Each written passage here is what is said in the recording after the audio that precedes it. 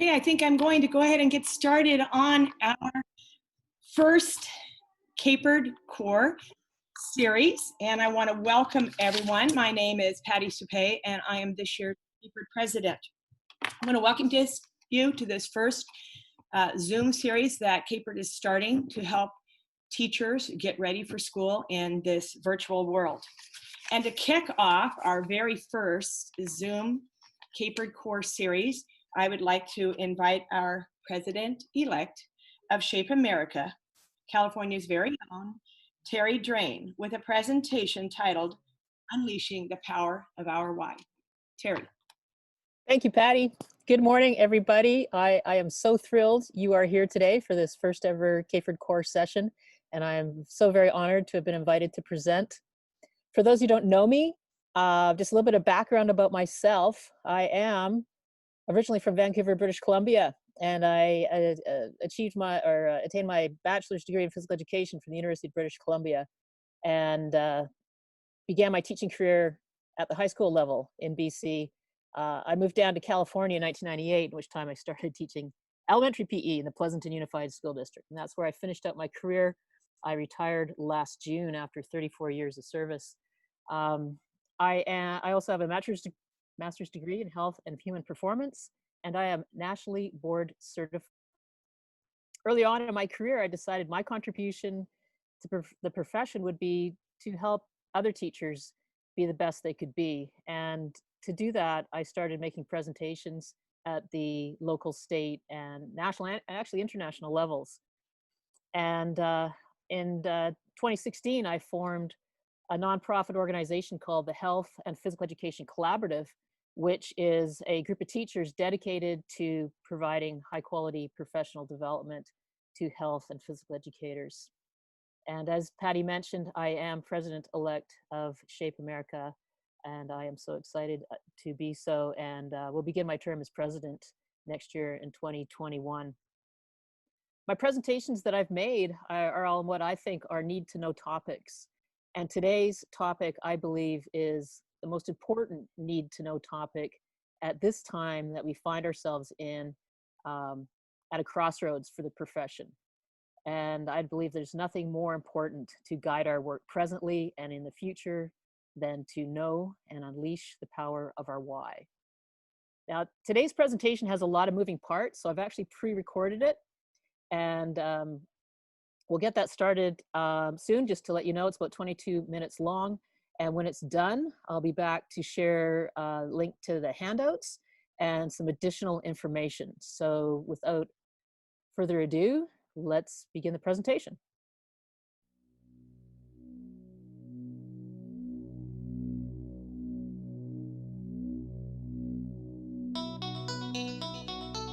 My name is Terri Drain. I've been a physical educator for 34 years, and I am president-elect of Shape America. And I have a dream.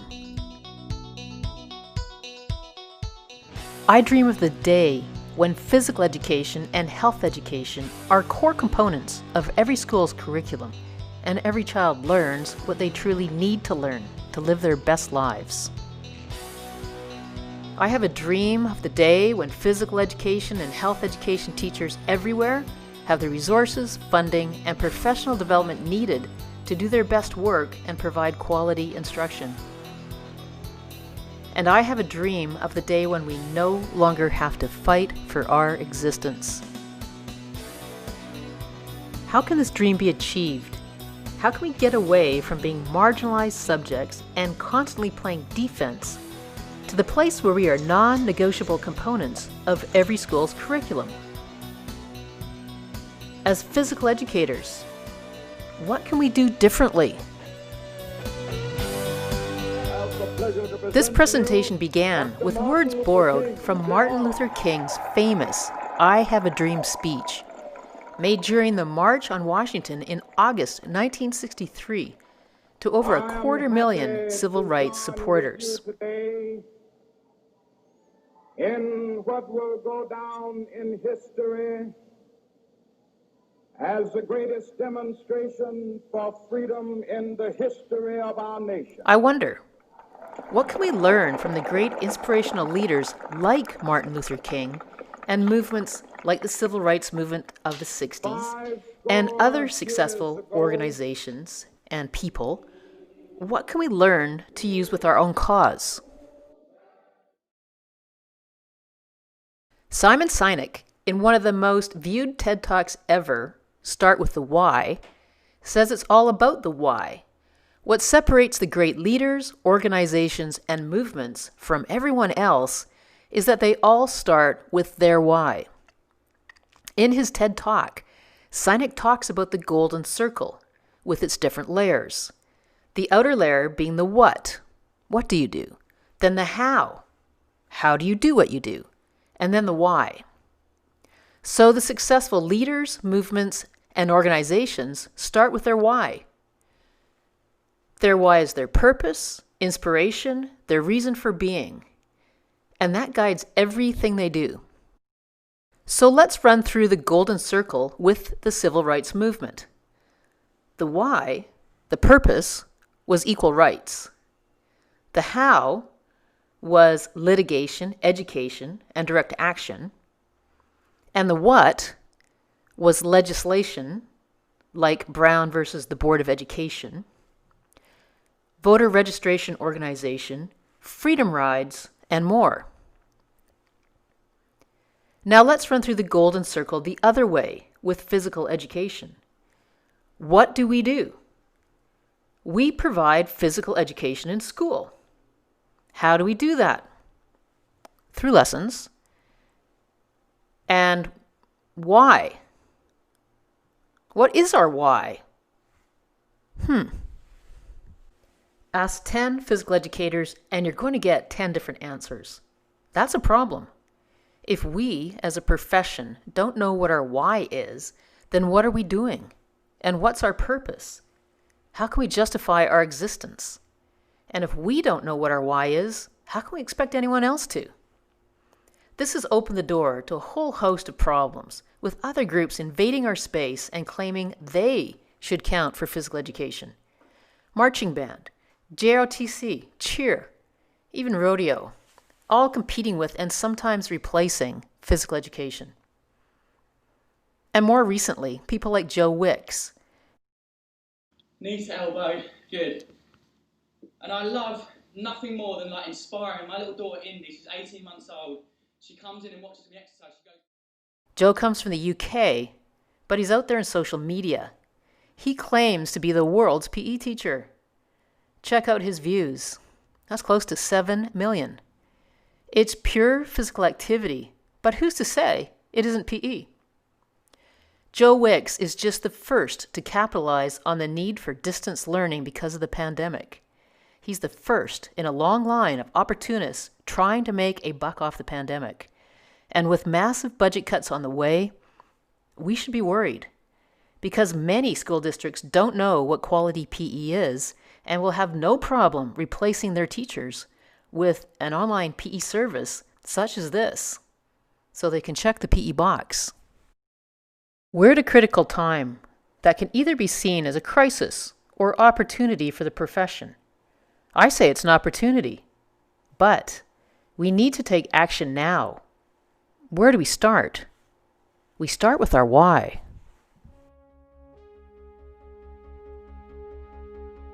What is our why? Our why is powerful, possibly the most powerful why in all of education. So powerful, it has the potential to resonate with all. Our why is something everyone in the field and anyone else who's involved with and cares about children can get behind. Our why is about equity, inclusion, and preparing all students to live their best lives. It's the foundation of the better world we all hope will emerge from the COVID crisis. The best thing about our why? We don't have to go looking for it. We already have it. Our why is physical literacy. It became our why in 2014 when the national standards and grade level outcomes were revised by Shape America with physical literacy as the outcome. Physical literacy is a new concept for us, and we're still trying to wrap our heads around it. I've worked hard to do this myself, and I want to share with you what I've learned, because I've come to realize adopting physical literacy as our why has the power to be a game changer for both our students and the profession. Let's start with the definition of physical literacy. Physical literacy is the ability to move with competence and confidence in a wide variety of activities in multiple environments that benefit the healthy development of the whole person. Let's unpack this. Competence means we're working to develop our student skill level to the point where they can participate recreationally. Not at the elite level. Our job is not to create varsity athletes, but to equip our students to engage at the park or on the playground, and to move with confidence. Confidence is your belief in your ability to perform a skill in a wide variety of activities, as listed here. Not just one sport or activity, but several different kinds of activities, and in multiple environments, on land, in the air, on snow, on ice, and in the water, that benefit the healthy development of the whole person, not just the physical. Physical literacy is a journey, one that is unique to each one of us. It starts with our first heartbeat and continues to our last. One of the most valuable things I've done has been to draw my journey. I highly recommend you do the same after this presentation. If you're like me, you'll notice your journey has been impacted by the friends you've had, the environment you've lived in, and opportunities that have come your way. For example, I grew up in a street full of kids, mostly boys, and it was here where I learned how to throw, catch, climb a tree, and play hockey. And that was a good thing, because at the time, there was no PE for us. We didn't get PE till the 8th grade. And for me, being a girl, there weren't a lot of opportunities to play organized sports. Later on, the environment I lived in impacted my journey as well. I lived in a place with snow on the ground for 8 months of the year. I had the opportunity to learn how to curl, cross-country ski, downhill ski, snowshoe, and more. You'll notice with your journey, things have similarly sped you up and slowed you down, and you'll notice it's changed over time. When you're done drawing your journey, take the time to reflect how your journey differs from that of your students. I think you'll agree, it's very different. Physical literacy was adopted as the goal of physical education for several reasons. First of all, it just made sense. Countries all over the world had already adopted physical literacy as their goal. This put us in step with what was going on worldwide. Secondly, the word literacy is easy to understand. Developing literacy is the goal of schooling. By using the term physical literacy to describe what we do, it puts us on the same footing as the other subjects. This makes it easy to understand what is accomplished in PE. The term physical literacy also adds value to what we do. Developing literacy requires learning. This makes a clear distinction between what we do in physical education and physical activity. They aren't the same. In physical education, students develop their physical literacy, and their physical literacy enables them to be physically active. Finally, physical literacy conveys a vision for the profession, a vision that includes a greater role for physical education. From the traditional practice of teaching children to play sports and games, to opening the gateway to active participation on the playground, at the park, in daily living, on the job, and in other words, in life. And upping our ultimate goal from improving health to improving the quality of life. All right, I'm sure by now you're in great suspense, dying to know how to unleash the power of our why. 2 ways. Firstly, we use our why to guide our professional practice. Everything we do must be done with the goal of developing physical literacy in mind. Lessons are standards-based and designed to increase students' I cans. Every I can opens the gateway to participation in physical activity. For example, if a student can throw, then they are able to participate in all of these activities. Had we met in person for this presentation, we would have done an activity where you're going to be on a team and competing to collect as many I cans as possible. Now, if we take a closer look at all of these I cans, they're the I cans from my Vintage Hills elementary program. From grades 1 to 5, students worked to develop these I cans. And there are 21 of them. So the activity I had planned would be several teams doing some sort of relay activity where you collect one I can at a time. And once you have all 21, you put them in order to see what they spell, which is, I am physically literate.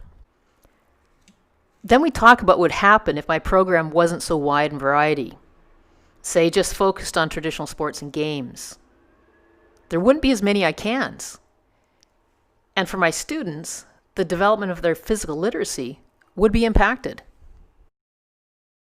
Next, lessons are inclusive. Why? Because all children have the right to develop to their full potential. And right now, we're a long ways off. The Aspen Institute, in their white paper on physical literacy, identified these groups in greatest need. These groups are least likely to be physically active at levels that will benefit their health.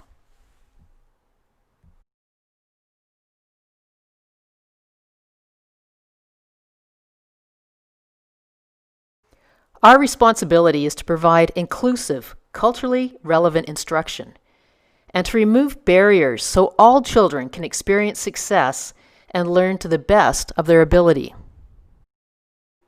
We can make a difference. I know.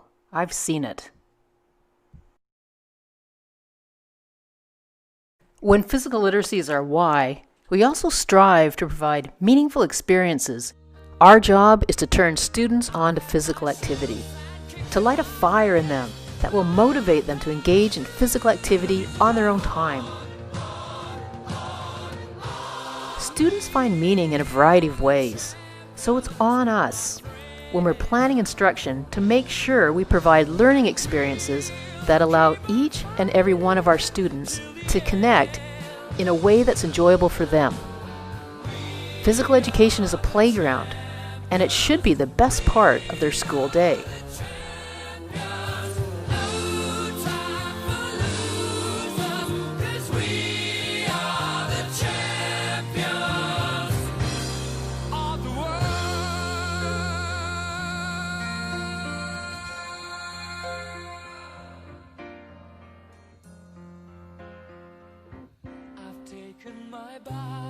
To review, when physical literacy is our why, lessons are standards-based, inclusive, and meaningful. Physical literacy is evolving. It may take a while to figure out the best way to make it work in schools. But I think you'll agree, this is a really good start. Now that we know our why, let's go back to the golden circle. Our why is physical literacy, and that guides everything we do. And because of what we know about physical literacy, our how is to deliver learning experiences that are meaningful, inclusive, and standards-based. And what do? We teach physical education. Notice we no longer provide physical education, we teach physical education.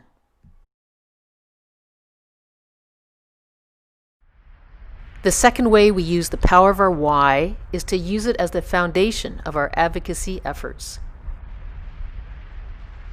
Physical literacy provides the justification for why physical education belongs in school.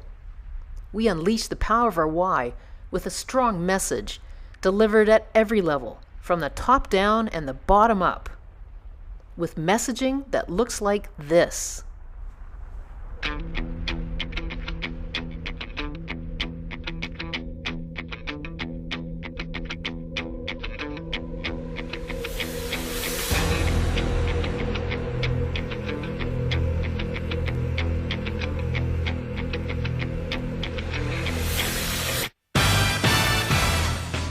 Secondly, we need you to help us extend our reach by getting your colleagues on board and educating parents, administrators, school board members, and the community about physical literacy, what it is, why it's important, and the vital role physical education plays in developing it. Then we get to work building a physical literacy coalition. There are 200,000 physical educators in the country. We take our 200,000 and join forces with everyone else who cares about the health and well-being of children. Parents, national sport organizations, community recreation organizations, and everyone else. And we become too big to ignore. It all starts here, with every physical educator being able to explain the purpose of PE and why it's important. That's my goal for this presentation, and one of my first goals for when I become president of Shape America. Let's see how successful this presentation has been.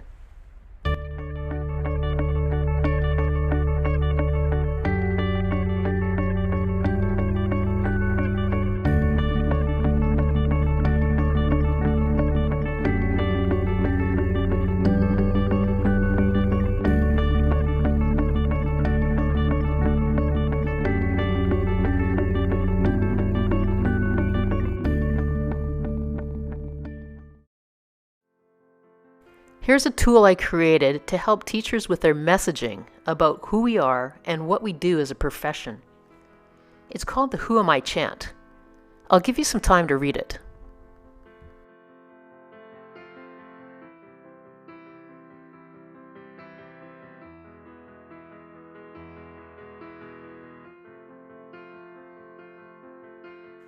Who am I? I am a physical educator, strong and true.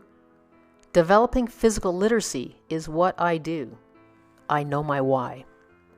I believe in a child's right to have the skills to move with joy and delight. The standards guide what students learn in an active environment where all get a turn. All means all. Building competence, confidence, motivation, desire. To get this done, I'll walk through fire. I am a physical educator, strong and true. No one else is qualified to do what I do. Children deserve quality instruction provided by a qualified, credentialed physical educator, period. I am a physical educator, proud and true. This is who I am and what I do. Stand tall, physical education colleagues. You impact students' lives in a way no other can. I was able to bring the Who Am I chant to life with the help of my students at Vintage Hills and some of my California colleagues. Check it out.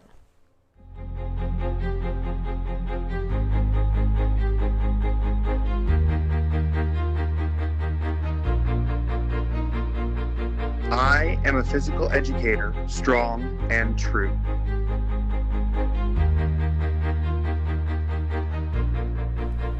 Developing physical literacy is what I do. I believe in a child's right To have the skills to move with joy and delight. Standards guide what students learn. In an active environment where all get a turn. Building competence, confidence, motivation, desire. To get this done, I'll walk through fire. I'm a physical educator, strong and true. No one else is qualified to do what I do. I am a physical educator, proud and true. This is who I am and what I do.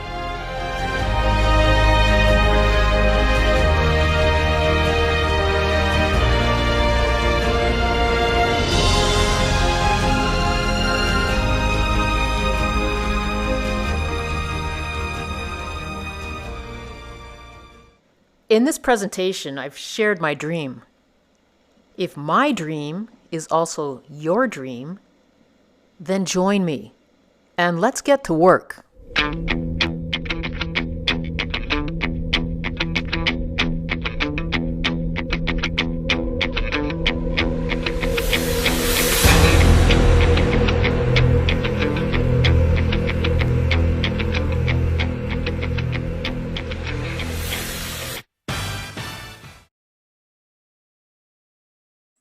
Okay, you'll notice you'll notice in the chat box I've put in a link. That's to a Google document that has a link to that video and other resources that go hand in hand with that presentation.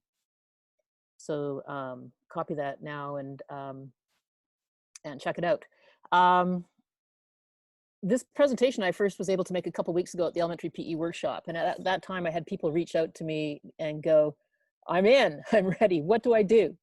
So I just want to review what you can do, because many of the action steps were in that video. So first of all, know your why and be able to speak to our why and be able to speak to it with confidence. Secondly, use our why to guide your professional practice. So it is standards-based and inclusive and meaningful. And then to use our why as a profession to send a strong message from the bottom up and the top down about who we are, what we do, and why physical education is important and must be part of the school curriculum. Now, when I talk about from the top down, well, from the bottom up, that's you. From the top down, that's CAHPERD and Shape America. So another action step that I did not include in the video was the importance of joining your state and national professional organizations. They do work that nobody else can. They're our voice in Sacramento. If you're here in California, they're our voice in Washington, D.C. And no one else is going to do this work. And this work, a lot of it's done by volunteers, yes, but it's not free. And these organizations rely on memberships to provide the resources to empower them to do their work. And we can no longer, having a membership that consists of 10% of the teachers in the state or in the nation is not enough. You can imagine if the CTA only had 10% of teachers as members. They would not have a very powerful voice at all. Same with the NEA. We are at a time where we need 100% membership. So if you're not a member, join. If your colleagues are not members yet, encourage them to join as well. Our jobs depend on it. Because when the minute requirement comes back in California, it will be because of the work of CAHPERD. And Shape America also is doing important work at the national level with the CDC and lobbying Congress for funding and recognition for the profession. So that is another really, really important step. As well, I want to draw attention to some important resources created by Shape America. First of all, there are the re-entry considerations, and there is a link to that in the handout I just shared with you. So that is some guidance for what to do when kids are back in school, and also now for those of you who are still doing distance learning. As well, Shape America has a program called Health Moves Minds. You might have heard of it. I know some of you have and aren't quite sure what it is. So it is a service learning project that has an education component and a fundraising component. So we'll talk about fundraising first of all. That is a fundraising platform where you have a lot of flexibility in what you do. What is really great about it is 50% of the money earned comes back to you. And a good chunk of the remainder of the money goes to support CAHPERD and Shape America, or if you're not in California, your state organization. So the fundraising component is really important. It's not required. You could just take advantage of the educational component, which is a series of lessons on social emotional learning. And as we've all probably heard, that student social emotional wellness is a priority right now, okay? And we need to do our part as well. And there's some lessons that are free and provided by Shape America that will help you provide instruction in these areas at all levels. And again, there's a link to that in the document that I shared with you as well. So that is it. In the document is a link to this presentation on YouTube. I apologize that the video was so choppy. If you want to look at it again or share it with your department members, I recommend you use that YouTube link, and the sound will be much higher quality, as will the video. Apologize, I have a helicopter flying overhead. Just one final words. Thank you to Francis and Andrea for being here to help out. Thank you, Patty, for all your work. And Friday at 10 a.m., Kate Cox is up at 10 o'clock in the morning. You should be there. She gave me a sneak preview of what she's presenting yesterday, and it is awesome. So make sure you sign up to see Kate and the remainder of these sessions over the next 2 weeks. So I'm going to sign off for now from Murphy's, California. And thank you, everybody, for joining in today. Yeah, hi. I would like to just maybe put on a list something that would help with differentiating PE at home, because I work in a really low-income area, and we can't even count on kids having like a towel or a paper plate. So it'd be something kind of fun that we can make it fun but differentiate it for the different levels, like, you know, and a basic thing to, you know, an advanced athlete. So that was just something we were talking about in our department. Okay, a little more explanation of what you need, because I'm not real clear. Okay, so maybe it'd be more of like a forum where people could share ideas of how they're doing different units or fitness. I know a lot of the stuff requires kids to bring something, like even as basic as a towel and jump over it. Well, we learned that some kids didn't even have towels in their family. So how to differentiate the lessons in that way, and also for the kids that are more coordinated versus less coordinated, how we can do that at home. Terry, do you have any comments on that? Yeah, I have two. One is look at the Shape America reentry considerations. There's information on that exact topic, and the link to that's in the document I shared with you. As well, there is a robust phys ed community on Twitter where you could post that question right now and have responses immediately. What I'll add to my document, if you're not on Twitter, is a little how-to PowerPoint to get you started. Sure, yeah, I'm not on Twitter, so thanks. Yeah, it's amazing. There's a ton of stuff being nonstop, resources being shared. So I'll add that in a second as soon as this is over. Okay, thank you. Yeah, and Terry, if you could also kind of earmark where those resources are, we will put them on the CAHPERD website as well. Okay. Okay, just let us know. I mean, I'll email you with the link to my document. Okay. I think you probably already have the SHAPE document. Yes, we do. We do have that on the website already. We have quite a few documents on the website already, and our adaptive physical education section can work on adding more resources. We are updating the CAHPERD website as we speak, and we've already done quite a bit of work. We've got quite a few resources, and we are getting more daily that we can put on there for you. And so we will make sure that this is added to it.